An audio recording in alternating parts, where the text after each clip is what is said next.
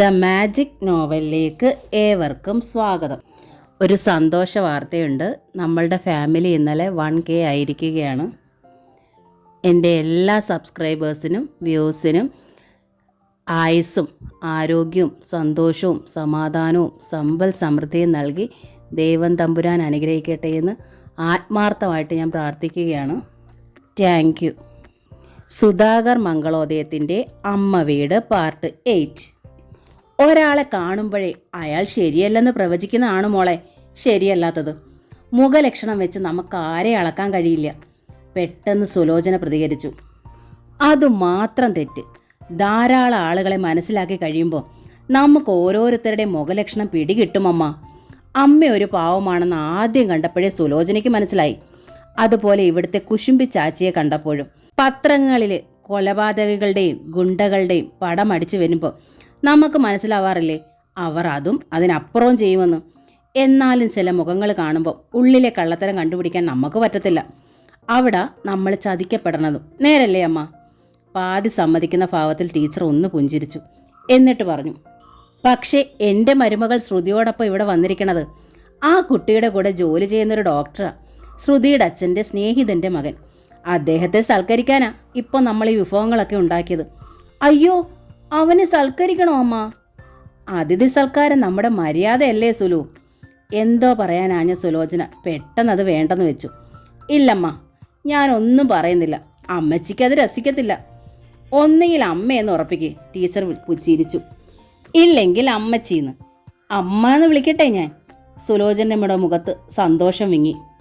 അന്യ അമ്മമാരെയാ സാധാരണ അമ്മച്ചിന്ന് വിളിക്കാറ്. സ്വന്തം അമ്മയെ അമ്മാന്ന്. ഞാൻ എൻ്റെ സ്വന്തം അമ്മയായി കരുതിക്കോട്ടെ അമ്മ.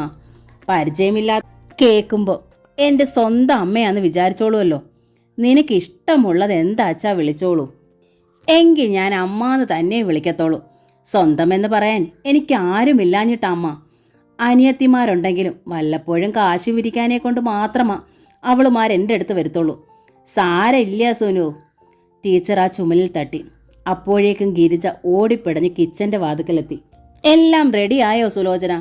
ആയെങ്കിൽ ഏറ്റവും പുതിയ കാസ്ട്രോളുകളിലും കറി ഡിഷുകളിലും പകർന്ന് മേശപ്പുറത്ത് വെച്ചോ. മേശയിൽ പുതിയ വിരിയും മാറ്റുകളുമേ വിരിക്കാവൂ. വിളമ്പി തരാനൊന്നും നീ നിൽക്കണ്ട. സൈഡ് റൂമിൽ ചെന്ന് റെസ്റ്റ് എടുത്തോളൂ. ഞാൻ വിളമ്പി തരാൻ ചാച്ചി. വേണ്ടാന്ന് പറഞ്ഞില്ലേ?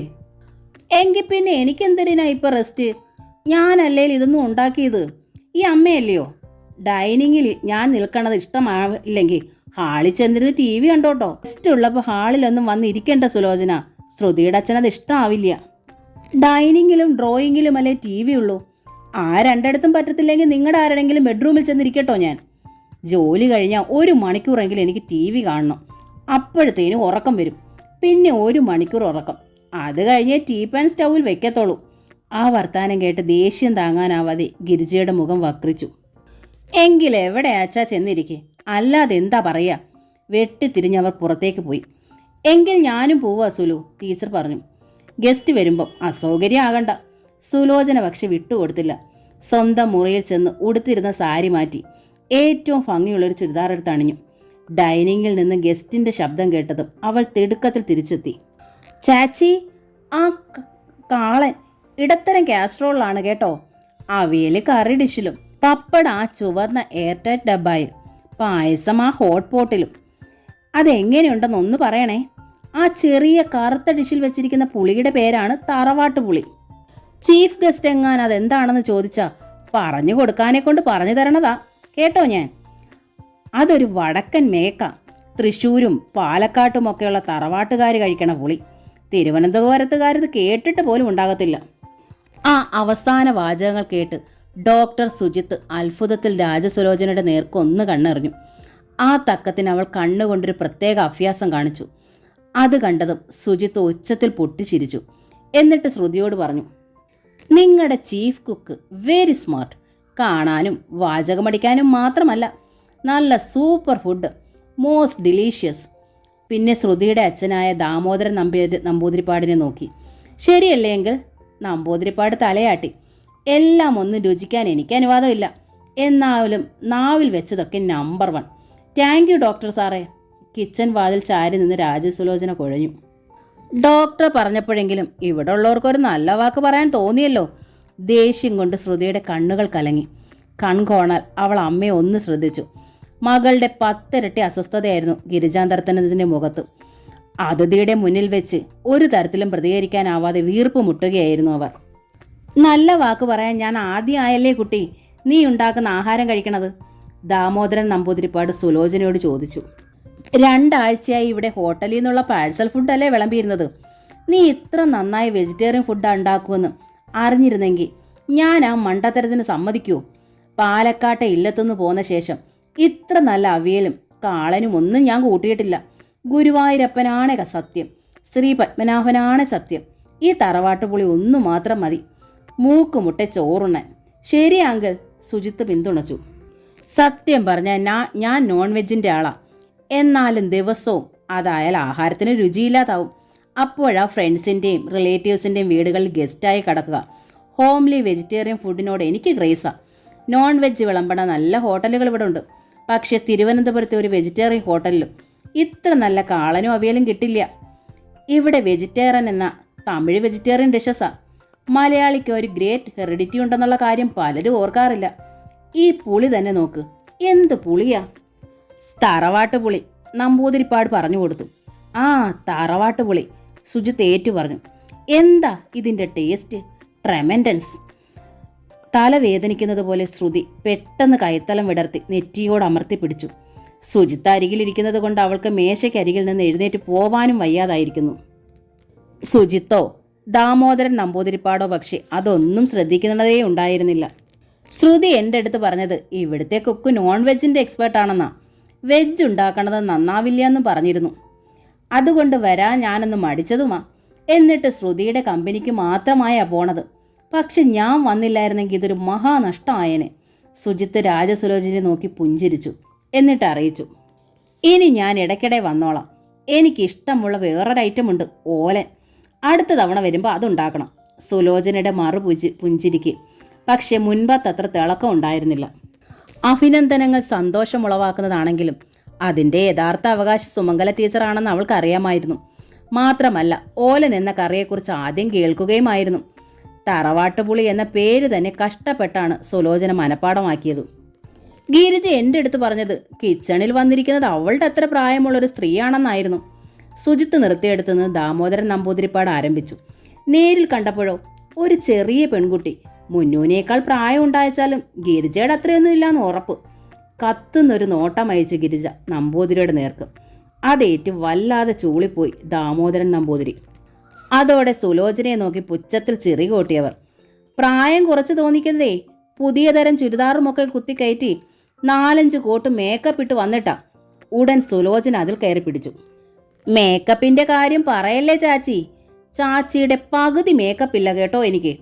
ഈ മേക്കപ്പ് ഇല്ലായിരുന്നെങ്കിൽ പ്രശാന്ത് സാറിൻ്റെ അമ്മയേക്കാൾ ഒരു 10 വയസ്സെങ്കിലും കൂടുതൽ തോന്നിക്കുമായിരുന്നു കേട്ടോ ചേച്ചിക്ക്. അപമാനം കൊണ്ട് പൊളഞ്ഞുപോയി ഗിരിജ. വേളിയെ സമാധാനിപ്പിക്കാനായി താൻ പറഞ്ഞതിനൊരു ന്യായീകരണം കണ്ടെടുത്തു നമ്പൂതിരിപ്പാട്. അതെ, ആ തറവാട്ട് പുളി മാത്രമേ ഞാൻ രുചിച്ചിട്ടുള്ളൂ കേട്ടോ. അതിനൊരു പാലക്കാടൻ നമ്പൂതിരി ടച്ച് തോന്നി. അത് മാത്രം വെച്ച് ഞാൻ പറഞ്ഞതാ. നമ്പൂതിരി ടച്ച് തോന്നിയതേ നമ്പൂതിരിമാർ പാകം ചെയ്തിട്ടാവും, അല്ലാതെ. ഗിരിജ പല്ല് ഞെരിച്ചു. അത് ശരി, നമ്പൂതിരിപ്പാട് അതിശയവും ആഹ്ലാദവും പ്രകടമാക്കി. അപ്പോൾ ഗിരിജ ഉണ്ടാക്കിയതാണില്ലേ തറവാട്ട് പുളി? താൻ അടുക്കളയിൽ കയറണ പതിവില്ലാത്തത് കൊണ്ട് ഞാനത് തീരെ നിരീക്ഷിച്ചില്ല കേട്ടോ. ഇപ്പോൾ സുലോചനയുടെ മുഖത്തായി പുച്ഛം. പെട്ടെന്ന് സുജിത്ത് വിഷയം തിരിച്ചു. പ്രശാന്ത് എപ്പോഴാ ലഞ്ചിന് വരണത്? അതോ ലഞ്ചിനെത്തണ പതിവില്ലേ? വേണമെങ്കിൽ എത്താവുന്നതേ ഉള്ളൂ, ശ്രുതി പറഞ്ഞു. പക്ഷേ രാവിലെ 8-ന് ഇവിടുന്ന് ഇറങ്ങിയാൽ രാത്രി 8 കഴിഞ്ഞ് തിരിച്ചെത്തൂ. അതാണ് പ്രൊഫഷണൽ ഡെഡിക്കേഷൻ. ഞാൻ പക്ഷേ ആ സമയത്തിനുള്ളിൽ 3 തവണ വീട്ടിൽ വന്നു പോകും. നമ്മളൊക്കെ സാധാരണ മനുഷ്യരല്ലേ. പ്രശംസയല്ല, പരിഹാസമായിരുന്നു ആ സ്വരത്തിൽ. തൊഴിൽ പക്ഷേ അയാൾ മിടുമിടുക്കനാണ് കേട്ടോ, ദാമോദരൻ നമ്പൂതിരിപ്പാട് അറിയിച്ചു. അതേ, വീട് കണ്ടാൽ അറിയാലോ. ഈ സിറ്റിയിൽ ഇത്ര കുറഞ്ഞ കോസ്റ്റിൽ ഇത്ര മനോഹരമായൊരു വീട് മറ്റാരും പണിഞ്ഞിട്ടില്ല. തൊഴിലിനോടുള്ള അയാളുടെ മിടുക്ക് കണ്ട 10-11 വർഷം മുമ്പ് കക്ഷിയെ പിടിച്ചെടുത്ത് ഞാൻ എൻ്റെ മോളെ ഏൽപ്പിച്ചത്. അതോളുടെ മകളുടെ ജീവിതം ഒരു ബിഗ് സീറോ. ശ്രുതി മുഖം തിരിച്ചു. സുജിത്തിന്റെ ചുണ്ടിൽ ഒരു ചിരി ഊറിയപ്പോൾ മൂക്കിൽ വിരലമർത്തിക്കൊണ്ട് വാതിലിന് പിന്നിലേക്ക് ഒതുങ്ങുകയാണ് ചെയ്തത് സുലോചന. ആകട്ടെ, പ്രശാന്തിന്റെ അമ്മയെ ഊണ് കഴിക്കാൻ വിളിച്ചില്ലേ ഗിരിജെ? സുജിത്തിനൊന്ന് പരിചയപ്പെടുത്തി കൊടുക്കാമായിരുന്നു. വിളിക്കാത്ത കുറ്റമല്ല. ഗിരിജയുടെ സ്വരം കനത്തു. വരാഞ്ഞിട്ടാ. അപരിചിതരുടെ ഒപ്പം വരുന്ന ആഹാരം കഴിക്കാൻ ബുദ്ധിമുട്ടുണ്ടാവും. നാട്ടിൻ പുറത്തുനിന്ന് വന്നതല്ലേ, അതാ നിർബന്ധിക്കാതിരുന്നത്. ഏതായാലും ഇന്ന് ചോറ് ഒരുപാട് കഴിച്ചു. പ്ലേറ്റിൽ കൈ കുടഞ്ഞുകൊണ്ട് സുജിത്ത് എഴുന്നേറ്റു. താങ്ക് യു ശ്രുതി, നല്ലൊരു ലഞ്ച് തന്നേനു. ഡൈനിങ് റൂമിൻ്റെ കോണിൽ കർട്ടനിട്ട് തിരിഞ്ഞ വാഷ് ബേസിനരികിലെത്തിയ അയാൾ. സുജിത്ത് കൈ കഴുകി കഴിഞ്ഞപ്പോഴേക്കും സുലോചന ഓടി വന്ന ടവലെടുത്ത് നീട്ടി. അത് വാങ്ങി കൈ തുടച്ചുകൊണ്ട് അയാൾ ശബ്ദം താഴ്ത്തി ആരാഞ്ഞു. എന്താ പേര്? രാജസുലോചന. Wonderful name. ഒന്നുകൂടി ശബ്ദം കുറച്ചാണ് സുജിത്ത് പറഞ്ഞത്. എനിവേ, എനിക്ക് തന്ന ഈ ട്രീറ്റ് ഞാൻ ഒരിക്കലും മറക്കില്ല. വയസ്സെത്രയുണ്ട്? 30. പക്ഷേ കൂടുതൽ തോന്നും കേട്ടോ. തടിയുള്ളത് കൊണ്ടാവും. സ്ലിം ചെയ്യാൻ നോക്കണം. ഒന്നുകൂടി ഇവിടുന്ന് ചാടാൻ വല്ല ഉദ്ദേശം ഉണ്ടെങ്കിൽ എന്നെ അറിയിക്കണം. പേര് സുജിത്ത്. ശ്രുതിയുടെ ഹോസ്പിറ്റലിലെ കാർഡിയോളജി വിഭാഗത്തിലാണ്. അപ്പോഴേക്കും ശ്രുതിയും കൈ കഴുകാനായി എത്തി. അവളെ നോക്കി സുജിത്ത് ചിരിച്ചു. നിങ്ങളുടെ കുക്കിൻ്റെ ബയോഡാറ്റാസ് തിരക്കുകയായിരുന്നു ഞാൻ. ഒരു നല്ല കുക്കിനെ കിട്ടിയാൽ അടിച്ചുകൊണ്ട് പോകാൻ ഇവിടെ ആളുണ്ട്. സൂചി അടിച്ചുകൊണ്ട് പോകാതിരുന്നാൽ മതി. തമാശയായല്ല ശ്രുതി പറഞ്ഞത്. ഞാനെന്തിനാ അടിച്ചുകൊണ്ട് പോകുന്നത്? വല്ലപ്പോഴും നിങ്ങൾ എനിക്കൊരു ലഞ്ച് തന്നാൽ മതി. വരൂ സുജിത്ത്. ദാമോദരൻ നമ്പൂതിരി അയാളെ വിളിച്ചു. നമുക്ക് മുകളിലെ ലോബിയിലിരുന്ന് സംസാരിക്കാം. സുജിത്ത് പോയതും ശ്രുതി അമ്മയോട് തിരക്കി. പ്രശാന്തിൻ്റെ അമ്മ ഊണ് കഴിക്കാൻ വിളിച്ചു എന്ന് പറഞ്ഞത് നേര് തന്നെയാണോ? സുജിയെ ഞാൻ വിളിച്ചുകൊണ്ട് വന്നത് അവരുടെ മുമ്പിൽ വെച്ച് അയാളെടുത്തൊന്നൊന്ന് ഫ്രീ ആയിട്ട് ഇടപെടാമെന്ന് വെച്ചാ. എന്നാലല്ലേ അവർ മകൻ്റെ അടുത്ത് പറഞ്ഞു കൊടുക്കൂ. നീ എങ്ങനെ ചെയ്യാമെന്നറിയാവുന്നത് കൊണ്ടാവുള്ളൂ ഞാൻ അവരെ മനഃപൂർവ്വം വിളിക്കാതിരുന്നത്. അവർ വല്ലതും പറഞ്ഞു കൊടുത്താൽ പ്രശാന്ത് അത് സീരിയസ് ആയിട്ട് എടുക്കും. പിന്നീടത് തിരുത്താനാവില്ലല്ലോ. എന്തിനാ തിരുത്തണത്? ഞാൻ പറഞ്ഞില്ലല്ലോ. എനിക്ക് സെപ്പറേറ്റ് ചെയ്താൽ മതി. വീണ്ടും വീണ്ടും ആലോചിച്ച് നോക്കുമ്പോൾ അതൊരു ബുദ്ധിയാണെന്ന് എനിക്ക് തോന്നണില്ല കുട്ടി. പ്രത്യേകിച്ച് നീ ആ സുജിത്തിനെ എങ്ങാൻ കണ്ടുകൊണ്ടാണ് നീ അതിന് മുതിരണതെങ്കിൽ കാണെ അവനൊരു ഫ്രോഡാണെന്നാ എനിക്ക് തോന്നണത്. ഇന്ന് എനിക്കും അങ്ങനെ തോന്നി. അപ്പോൾ പിന്നെ പ്രശാന്തിനെ തെറ്റിദ്ധരിപ്പിക്കണത് അപകടമല്ലേ? സുജിത്തുമായുള്ള ഫ്രണ്ട്ഷിപ്പ് അവസാനിപ്പിക്കണമെന്ന് പറഞ്ഞ് പ്രശാന്ത് എൻ്റെ അടുത്ത് വന്ന് പൊട്ടിത്തെറിക്കണം. അത്രേ എനിക്ക് വേണ്ടു. അപ്പോഴേ അമ്മയെ ഇവിടെ നിന്ന് ഓപ്പോൾമാരുടെ അടുത്തേക്കോ ഏതെങ്കിലും ഓൾഡ് ഏജ് ഹോമിലേക്കോ മാറ്റി പാർപ്പിക്കണമെന്ന് എനിക്ക് പറയാൻ കഴിയൂ. നീ പ്രതീക്ഷിക്കണത് പോലെ പ്രശാന്ത് അങ്ങനെ വന്ന് പൊട്ടിത്തെറിച്ചില്ലെങ്കിലോ? അവൻ ശരിക്കും തെറ്റിദ്ധരിച്ച് നീ സുജിത്തിൻ്റെ കൂടെ തന്നെ അങ്ങ് പൊയ്ക്കോട്ടെ എന്ന് വിചാരിച്ചാലോ? നാട്ടിൻപുറത്തുകാരുടെ ശുദ്ധഗതി വെച്ച് അങ്ങനെയും വിചാരിച്ചുകൂടാന്നില്ല. പ്രശാന്തിൻ്റെ ഇപ്പോഴത്തെ നിലപാട് കണ്ടിട്ട് അവൻ അമ്മയെ എവിടേക്കെങ്കിലും മാറ്റി പാർപ്പിക്കുമെന്നും എനിക്ക് തോന്നണില്ല. എങ്കിൽ അയാൾ അമ്മയോടൊപ്പം തന്നെ കഴിഞ്ഞോട്ടെ. ഏതായാലും ആ സ്ത്രീയുമായി ഞാൻ കോംപ്രമൈസ് ആവില്ല. എൻ്റെ ഒപ്പം എൻ്റെ അമ്മയും അച്ഛനും ഉണ്ടല്ലോ, അതുണ്ടാവും. എന്നാലും നിന്റെ ഭാവി? ഒരെന്നാലും ഇല്ല. ഞാനൊരു പ്രൊഫഷണൽ ലേഡിയാണ്. എനിക്ക് എൻ്റെ ഭാവിയെക്കുറിച്ച് ഒരാശങ്കയുമില്ല. ശ്രുതി സ്വന്തം മുറിയിലേക്ക് പോയി. രാജസുലോചനയോടൊന്നിച്ചിരുന്നാണ് സുമംഗല ടീച്ചർ ഊണ് കഴിച്ചത്. ഇന്നിവിടെ ഞാൻ പലതും കണ്ടു, പലതും കേട്ടു. പറഞ്ഞാലത് പരദൂഷണമാവോ അമ്മ? സുലോചന ടീച്ചറോട് ചോദിച്ചു. പരദൂഷണമാണെങ്കിൽ അത് പറയണ്ട സുലു. പരദൂഷണം സത്യമാണെങ്കിലോ അമ്മ? എങ്കിൽ ആ സത്യവും പറയണ്ട. അപ്പോൾ പിന്നെ വായിലെ നാവെന്തരിന്? വല്ലതും വായിലിട്ട് നുണയാനെ കൊണ്ട് മാത്രമോ? ടീച്ചർ ചിരിച്ചുപോയി. ചിരിക്കണ്ട. സുലോചന മുഖം തിരിച്ചു. ഞാൻ പിണക്കവാ. ഇത്ര ശുദ്ധഗതി കൊള്ളത്തില്ല. ഏതായാലും ഒന്ന് പറയാതിരിക്കാനും പറ്റില്ല. ഇന്നത്തെ ആ വിരുന്നുകാരൻ ഡോക്ടർ ശരിയല്ല. അയാൾ അമ്മയുടെ മകൻ്റെ ജീവിതം ഒരു വഴിയാക്കും. സ്വിച്ച് ഓഫ് ചെയ്തതുപോലെ ടീച്ചറുടെ മുഖത്തെ ചിരി അണഞ്ഞു. രാത്രി വീട്ടിലെത്തിയപ്പോൾ പ്രശാന്ത് രഹസ്യമായ അടുക്കളയിലെത്തി സുലോചനയോട് തിരക്കി. അമ്മ ആഹാരമൊക്കെ കഴിക്കണുണ്ടല്ലോ ചേച്ചി. വേലക്കാരി യജമാനൻ ചേച്ചിന്ന് വിളിച്ചാ വേലക്കാരി മറുപടി അറിയത്തില്ല. പിന്നെന്ത് വിളിക്കണം? പേര് വിളിച്ചോണം. ശരി, ഇനി മറുപടി പറയും. അമ്മയുടെ കാര്യമൊക്കെ നല്ല അടിപൊളിയായി നടക്കുന്നുണ്ട്. ഇന്ന് ഉച്ചയ്ക്ക് ഇവിടെ സദ്യയായിരുന്നു. അന്ന് വന്ന് ഡോക്ടർ സുജിത്തിനെ സൽക്കരിച്ചതാ. അമ്മയായിരുന്നു മുഴുവൻ വെച്ചൊരുക്കിയത്. അതിനകത്ത് തെറ്റൊന്നുമില്ല. പക്ഷേല് അവൻ ഇനി ഇവിടെ വന്ന സാറിൻ്റെ കുടുംബം കുളമാവും. പരദൂഷണം പറയാൻ അമ്മ സമ്മതിക്കില്ല. അതാ മോനോട് പറയുന്നത്. ഡോക്ടർ ഭാര്യ കൂട്ടുകാരൻ ഡോക്ടറും അങ്ങ് അടിച്ചോണ്ട് പോവും. ഒന്ന് നടുങ്ങിയെങ്കിലും പ്രശാന്ത് ശബ്ദിച്ചില്ല. അടുക്കളയിലെ സിങ്കിൽ കൂട്ടിയിട്ടിരിക്കുന്ന പ്ലേറ്റുകൾ സോപ്പും ചൂടുവെള്ളം ഉപയോഗിച്ച് വൃത്തിയായി കഴുകി കമഴ്ത്തുന്നതിനിടയിലാണ് സുലോചന സംസാരിച്ചത്. ശാന്തിൽ നിന്നും മറുപടിയൊന്നും വരാഞ്ഞപ്പോൾ അവൾ തിരക്കി. ഞാൻ പരദൂഷണം പറയുകയാണെന്നാണോ സാറും കരുതുന്നത്, അതോ തമാശ പറയുന്നതാണെന്നോ? ചോദ്യത്തിനൊപ്പം മെല്ലെ സുലോചന പ്രശാന്തിൻ്റെ നേർക്ക് തിരിഞ്ഞു. അയാളുടെ മുഖത്ത് നിന്ന് ആ മനോഭാവം വായിച്ചെടുക്കാൻ അവൾക്ക് കഴിഞ്ഞില്ല. ഒന്നുകിൽ ആൾ തകർന്നിട്ടുണ്ടാവും, അല്ലെങ്കിൽ പറഞ്ഞതൊന്നും കക്ഷിയെ ബാധിച്ചിട്ടേയില്ല. പെട്ടെന്നാണ് പ്രശാന്തിന് പിന്നിലായി അടുക്കളയുടെ പുറത്തു നിൽക്കുന്ന ശ്രുതിയെ സുലോചന കണ്ടത്. അവൾ ശരിക്കും ഒന്ന് പതറി. സുലോചനയുടെ ഭാവം കണ്ടാണ് പ്രശാന്ത് തിരിഞ്ഞു നോക്കിയത്. ശ്രുതിയുടെ കണ്ണിൽ കനലുകൾ എരിയുന്നു. പ്രശാന്തിന് ആ നോട്ടവും ഭാവവും തീരെ പിടിച്ചില്ല. സുലോചന എന്ന പാചകക്കാരിയോടും അയാൾക്ക് ആദ്യമായി മുഷിവ് തോന്നിയിരുന്നു. പുറത്തേക്ക് പോവാനായി പ്രശാന്ത് വാതിലിനടുത്തെത്തിയപ്പോഴേക്കും വഴി തടഞ്ഞെന്നോണം ശ്രുതി മുന്നിൽ കയറി നിന്നു. ഇയാൾ ഇത്ര ചീപ്പാണെന്ന് ഞാൻ കരുതിയില്ല. ഭാര്യയെ വാച്ച് ചെയ്യാൻ അടുക്കള ജോലിക്കാരിയെ നിയോഗിക്കുക. ഇതിൽ ഭേദം നിങ്ങളുടെ അമ്മയെ ഈ ചുമതല ഏൽപ്പിക്കാമായിരുന്നില്ലേ? അവരത് ഭംഗിയായിട്ട് ചെയ്തു തരുമായിരുന്നല്ലോ. ഭാര്യ അയാൾ ഒന്ന് അടിമുടി നോക്കി. നിയന്ത്രണം തകർന്ന് ആ മുഖം കോപത്താൽ കലുഷമായി. അത്തരം ഹീന മനോഭാവം തന്നെ പോലുള്ളവർക്കേ ഉണ്ടാവും. ഞാൻ കുറച്ചുകൂടി കൊള്ളാവുന്നൊരു കുടുംബത്തിൽ കൊള്ളാവുന്നൊരു അച്ഛനും അമ്മയ്ക്കും പിറന്നവനാ. ഞാൻ പിന്നെ തെരുവിൽ നിന്നാണ് കയറി വന്നത്. വീട്ടിൽ നിന്ന് തന്നെയാണെന്ന് എനിക്കറിയാം. പക്ഷെ തൻ്റെ ഈ മനസ്സുണ്ടല്ലോ, ഞാൻ പരിചയപ്പെട്ടിട്ടുള്ള എല്ലാ മനുഷ്യരുടേതിലും വെച്ച് നാസ്റ്റി. വിദ്യാഭ്യാസവും മാന്യമായൊരു പ്രൊഫഷനുമുള്ളൊരു സ്ത്രീക്ക് എങ്ങനെ ഇത്രമാത്രം അധംപതിക്കാൻ കഴിഞ്ഞു? നല്ല മാതാപിതാക്കൾ ഇല്ലാത്തത് കൊണ്ടോ, അതോ നല്ല സുഹൃത്തുക്കൾ ഇല്ലാത്തത് കൊണ്ടോ? ഈ രണ്ട് കാര്യത്തിലും പിഴവ് സംഭവിച്ച സ്ത്രീകൾക്കും പുരുഷന്മാർക്കും നല്ലൊരു ഭർത്താവിനെയോ നല്ലൊരു ഭാര്യയെ കിട്ടിയതുകൊണ്ട് ഒരു പ്രയോജനമില്ല. കൂടെ വന്നു ചേരുന്ന ഇണയുടെ ജീവിതം കൂടി നശിക്കുകയുള്ളൂ. തൽക്കാലം വഴിമാറ്, എനിക്ക് പുറത്തു പോകണം. പ്രശാന്ത് സാർ 1 മിനിറ്റ് കൂടി നിന്നാട്ടെ, പിന്നിൽ നിന്ന് സുലോചന വിളിച്ചു പറഞ്ഞു. സാറ് കേൾക്കേ, എനിക്ക് ഈ പെൺപിള്ളയോട് 1-2 വർത്താനം കൂടി പറയാനുണ്ട്. പിന്നെ അവൾ ശ്രുതിയുടെ അരികിലെത്തി. അതെ ഡോക്ടറെ വാച്ച് ചെയ്യണ ജോലിയല്ല എനിക്കിവിടെ തന്നിരിക്കണത്. ഡോക്ടറുടെ അമ്മായിയമ്മയെ പുകച്ചു ചാടിക്കാനുള്ള ജോലിയാ. ഡോക്ടറുടെ അമ്മയുടെ ഉത്തരവാദം. ഇവിടെ വരണതിന് മുമ്പ് ബ്രോക്കർ കേശവാണൻ എന്നോട് പ്രത്യേകം പറഞ്ഞിരുന്നു. അതിനാ ഇരട്ടി ശമ്പളം വെച്ചത്. ഇതൊന്നും പാവം പ്രശാന്ത് സാറിന് അറിയില്ലായിരുന്നു. സുലോചനയ്ക്കറിയാം. ജോലി കഴിഞ്ഞ് വന്ന ഉടനെ പാവ എൻ്റെ അടുത്ത് ഓടി വന്നത് അമ്മ വല്ല ആഹാരവും കഴിച്ചോന്ന് അറിയാനെ കൊണ്ടാ. അല്ലാതെ ഡോക്ടറുടെ മറ്റേവനെ വിളിച്ചുകൊണ്ട് വന്ന് ഇവിടെ വരുത്തിയോ എന്ന് തിരക്കാനല്ല. ശ്രുതി ശരിക്കും വിളറി.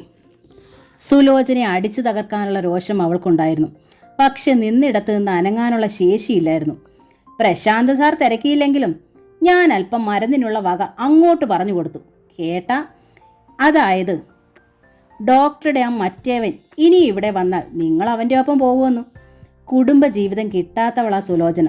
പക്ഷേ അതിൻ്റെ മഹത്വം അറിയാം. അതുകൊണ്ട് ഈ പാവ സാറിൻ്റെ കുടുംബം തകരാതിരിക്കാനെ കൊണ്ട് പറഞ്ഞു കൊടുത്തതാ. നിങ്ങൾക്ക് എന്തോ തകർന്നാലും ഒന്നുമില്ലെന്ന് എനിക്കറിയാം. അല്ലെങ്കിൽ നിങ്ങളാ എന്തരവനെ വിളിച്ചു കൊണ്ടുവരുമോ? ആ അലവലാതി ഡോക്ടറേക്കാൾ എന്തൊരു സുന്ദരനായി സാറ്. പക്ഷേ അട്ടയ്ക്കും മെത്തയല്ലല്ലോ ഇഷ്ടം, കുപ്പയല്ലേ. ശ്രുതിയുടെ പല്ലുകൾ ഞെരിയുന്നത് സുലോചന കണ്ടില്ല. പക്ഷെ പ്രശാന്ത് കാണുന്നുണ്ടായിരുന്നു. ആ കണ്ണുകൾ ഭാര്യയുടെ മുഖത്ത് തറഞ്ഞിരിക്കുകയായിരുന്നു. ഡോക്ടർക്കറിയാവോ കൈ കഴുകാൻ വന്നപ്പോൾ ആ എന്തരവൻ എൻ്റെ അടുത്ത് എന്താ പറഞ്ഞതെന്ന്? സുലോചന ചോദിച്ചു. ഇവിടെ നിന്ന് എനിക്ക് ചാടിപ്പോകണമെന്നുണ്ടെങ്കിൽ അവനെ അറിയിച്ചാൽ മതിയെന്ന്. പേര് സുജിത്ത്, ശ്രുതിയുടെ ഹോസ്പിറ്റലിൽ കാർഡിയോളജി വിഭാഗം. അപ്പം തന്നെ സുലോചന അത് ഡയറി എഴുതിയിട്ട് കേട്ടോ. എന്നിട്ട് തറവാട്ടുപുളി കാണാപ്പാടം പഠിച്ച പോലെ കാണാതെ പഠിച്ചു. അല്ലാതെ കാർഡിയോളജി വിഭാഗമെന്നൊക്കെ ഓർത്തിരിക്കാനെ കൊണ്ട് 8ാം ക്ലാസ്സുകാരിക്ക് പറ്റുമോ ഡോക്ടറെ? സുലോചന പറഞ്ഞു തീർന്നതും പ്രശാന്ത് ഒച്ചത്തിലൊന്ന് ചിരിച്ചു. ശ്രുതിയുടെ മുഖം കുനിയുന്നത് അയാൾ ശ്രദ്ധിച്ചു. ഇനി പ്രശാന്ത് സാറ് പൊയ്ക്കാട്ടെ, സുലോചന അറിയിച്ചു. ബാക്കിയൊക്കെ ഡോക്ടർ അമ്മയ്ക്ക് മാത്രം ഉള്ളതാ. സുലോചനയെ നോക്കി താങ്ക് യു പറഞ്ഞിട്ടാണ് പ്രശാന്ത് തിരിഞ്ഞു നടന്നത്. അതോടെ ശ്രുതിയുടെ ഭാവം മാറി. അവൾ സുലോചനയുടെ അരികിലെത്തി. നീ ജയിച്ചു എന്നാണോ നിന്റെ വിചാരം? ഏയ്, ഡോക്ടർ അല്ലയോ ജയിച്ചത്. സുലോചന തോറ്റു തുന്നം പാടിപ്പോയി. അതേടി, ശ്രുതി പല്ല് ഞെരിച്ചു. നീ തോറ്റു തുന്നം പാടി. കാരണം എന്താന്നോ? നിനക്ക് ബുദ്ധിയുണ്ടെങ്കിലും വിദ്യാഭ്യാസമില്ല. നീ വെറും ഒരു വീട്ടുവേലക്കാരിയാ.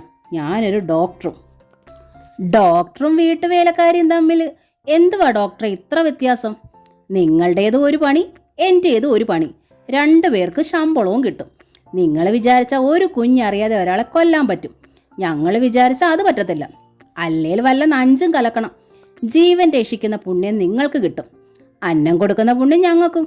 പക്ഷെ ഡോക്ടറെ, അടുക്കള ജോലിക്കാരിയെ തോപ്പിക്കാൻ നോക്കിയാലേ നല്ല ഭംഗിയുള്ള ഡിഷിൽ അടച്ചുകൊണ്ട് വെക്കുന്ന ആഹാരത്തിൽ ഞങ്ങൾ കാർക്കിച്ച് തുപ്പിയിട്ടുണ്ടോയെന്ന് നിങ്ങൾക്കറിയാൻ പറ്റത്തില്ല. അയ്യേ! അറപ്പിൽ ശ്രുതി മുഖം ചുളിച്ചു. ഈ നിമിഷം ഇവിടുന്ന് പോകണം.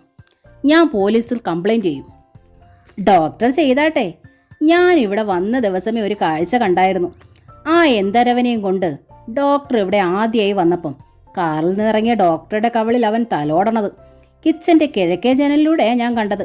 ശ്രുതി സ്തബ്ധയായി. പേടിക്കണ്ട, സുലോചന കുലുങ്ങി ചിരിച്ചു. ഞാനത് പ്രശാന്ത് സാറിനോട് പറഞ്ഞിട്ടില്ല, പറയത്തുമില്ല. അയാൾ ശരിയല്ലെന്ന് പറഞ്ഞപ്പം ഡോക്ടറുടെ അമ്മായിയമ്മ എൻ്റെ മുഖലക്ഷണത്തെ കുറ്റപ്പെടുത്തി. അപ്പോഴും ഞാൻ കാര്യം എന്താണെന്ന് പറഞ്ഞില്ല. അവൻ തലോടിയപ്പം ഡോക്ടർ ആ കൈ പിടിച്ചു മാറ്റിയതും ശാസനയിലൊന്ന് നോക്കിയത് ഞാൻ കണ്ടു. അന്ന് ഡോക്ടറോട് എനിക്ക് മതിപ്പ് തോന്നി. പക്ഷേ ആ എന്തരവനെ കൊണ്ട് സദ്യ കൊടുക്കാനായി ഡോക്ടറെ വീട്ടിലേക്ക് വിളിച്ചോണ്ട് വന്നപ്പോൾ അത് പോയി. മനഃപൂർവ്വം വിളിച്ചോണ്ട് വന്നതാ ഞാൻ. ശ്രുതി കിതച്ചു. പ്രശാന്തിൻ്റെ അമ്മ കാണാനായി, എന്നിട്ട് മകനോട് പറഞ്ഞു കൊടുക്കാനായി. സുലോചനയ്ക്ക് മനസ്സിലായില്ലല്ലോ ഡോക്ടറെ. എനിക്കെൻ്റെ ഭർത്താവിനെ വേണ്ട. അയാൾ തെറ്റിദ്ധരിച്ച് എന്നെ ഉപേക്ഷിക്കാൻ വേണ്ടിയാണ് ഞാൻ സുജിത്തിനെ വിളിച്ചോണ്ട് വന്നത്. First class. സുലോചന തലകുലുക്കി. അങ്ങനെ ഭർത്താവിൽ നിന്ന് രക്ഷപ്പെട്ട് ഇപ്പം കൂടെ കൂടിയിരിക്കുന്ന സുജിത്ത് എന്ന യമകണ്ഠകനെ കെട്ടാനാണോ പ്ലാൻ? അതെന്തായാലും നിന്നെ ബോധിപ്പിക്കേണ്ട കാര്യമില്ലല്ലോ. അത് ബോധിപ്പിക്കണ്ട. പക്ഷേ പ്രശാന്ത് സാറിന് വേണ്ടാതാവാൻ കാരണം എന്തേലും ഉണ്ടായിരിക്കുമല്ലോ. ഒന്ന് പറഞ്ഞു തരാവോ? എന്തിനാ? ഒരു കുടുംബം തകരണത് ഒഴിവാക്കാൻ പറ്റുമെന്ന് നോക്കാനെ കൊണ്ടാ. സുലു ഒരുപാട് വീടുകളിൽ അടുക്കളപ്പണി ചെയ്തിട്ടുള്ളവളാ. ഈ മുഖം അത്ര ഒന്നാന്തരമൊന്നും അല്ലെങ്കിലും 30-38 വയസ്സായെങ്കിലും പുരുഷന്മാരെ ആകർഷിക്കാൻ പോകുന്നൊരു രൂപമാണ് എൻ്റേതെന്ന് എനിക്ക് നന്നായി അറിയാം. പുച്ഛത്തിൽ ശ്രുതി ചിറി കൂട്ടി. അങ്ങനെ പുഞ്ഞിക്കണ്ട. പറഞ്ഞത് സത്യം തന്നെ. എൻ്റെ ഏത് വീട്ടിൽ ചെന്നാലും അവിടെയുള്ള ഏതെങ്കിലും ഒരു പുരുഷൻ എൻ്റെ അടുത്ത് ശൃംഗരിക്കാൻ വരാതിരുന്നിട്ടില്ല. 20 വയസ്സ് ഉള്ള ചെറുക്കനായാലും 60 അടുത്ത കിളവനായാലും അതിനിടയിലുള്ളവരുടെ കാര്യമാണെങ്കിൽ പറയേ വേണ്ട. എന്നിട്ട് നീ അവരെ ഉപദേശിച്ച് പിന്തിരിച്ചിട്ടുണ്ടാവില്ലയോ?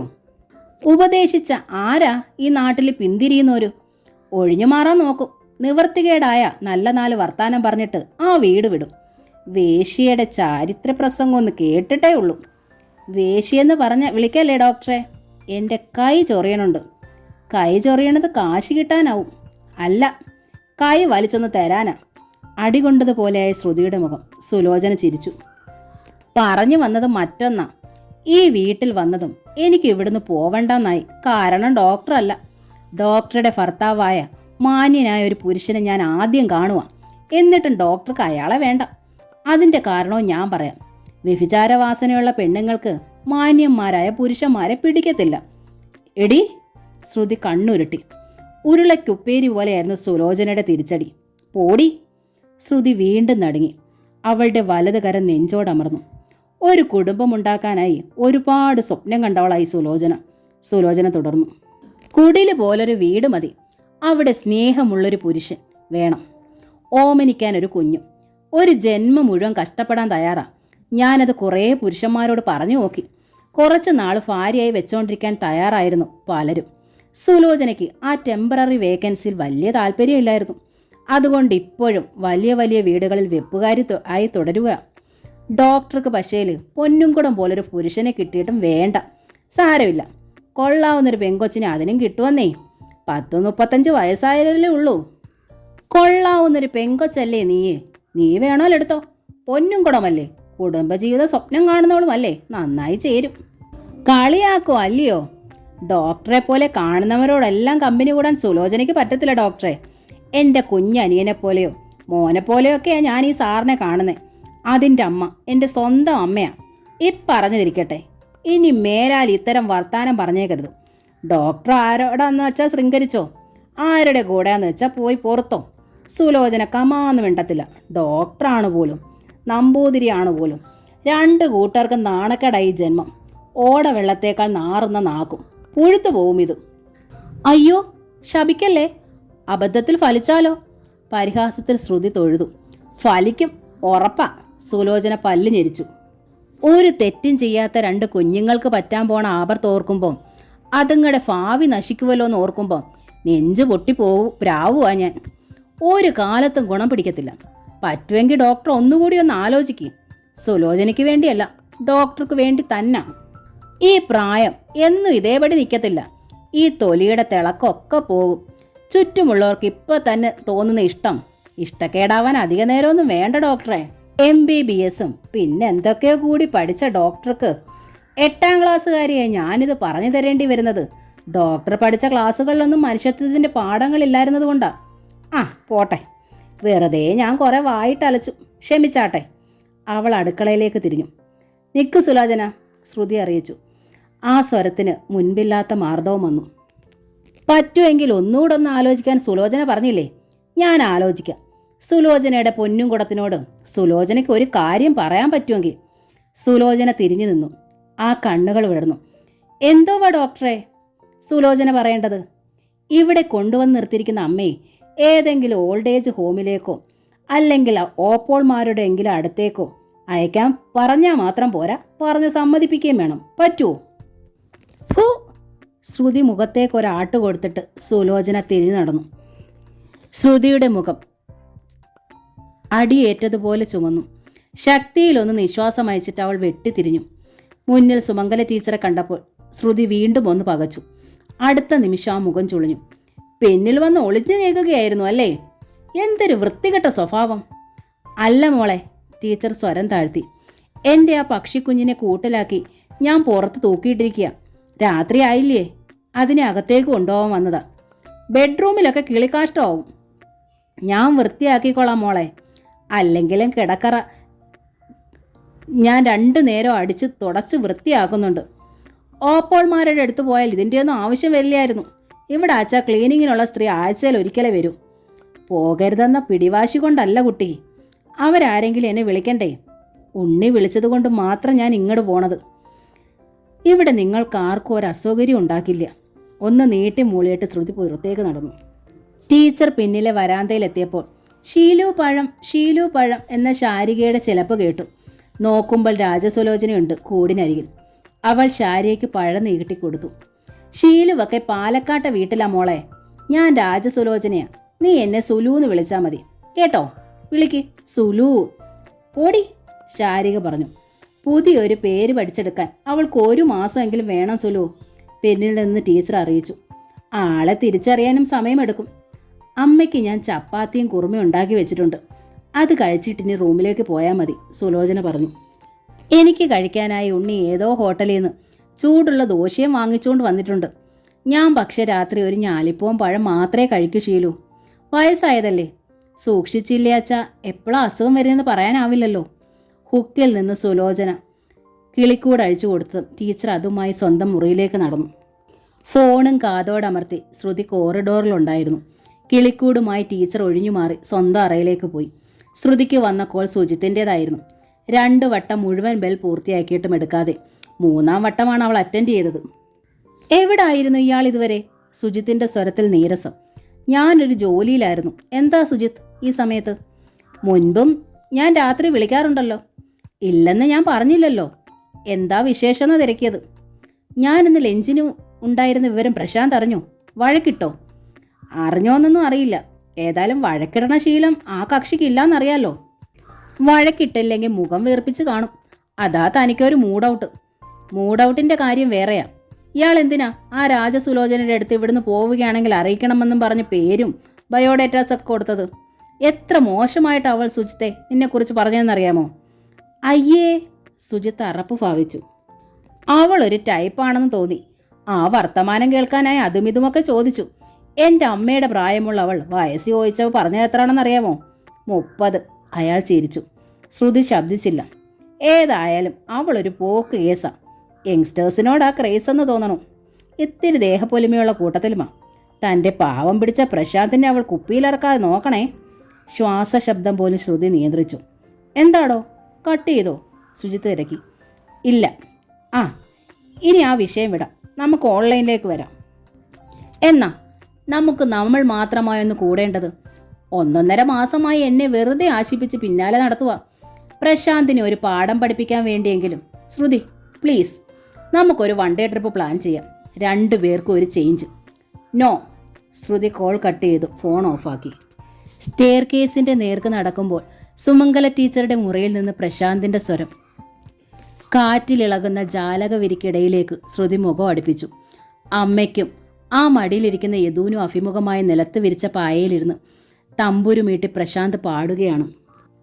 പ്രശാന്ത് പാടുന്നത് മുൻപൊരിക്കലും ശ്രുതി ഇങ്ങനെ ശ്രദ്ധിച്ചിട്ടില്ല. സുധാകർ മംഗളോദയത്തിൻ്റെ അമ്മ വീട് എന്ന നോവലിൻ്റെ ഈ ഭാഗം ഇവിടെ പൂർണ്ണമാവുകയാണ്. ഈ നോവൽ നിങ്ങൾക്ക് ഇഷ്ടമാകുന്നുണ്ടെങ്കിൽ സബ്സ്ക്രൈബ് ചെയ്യാതാണ് നിങ്ങളിത് കാണുന്നതെങ്കിൽ പ്ലീസ് ഒന്ന് സബ്സ്ക്രൈബ് ചെയ്യണേ. താങ്ക്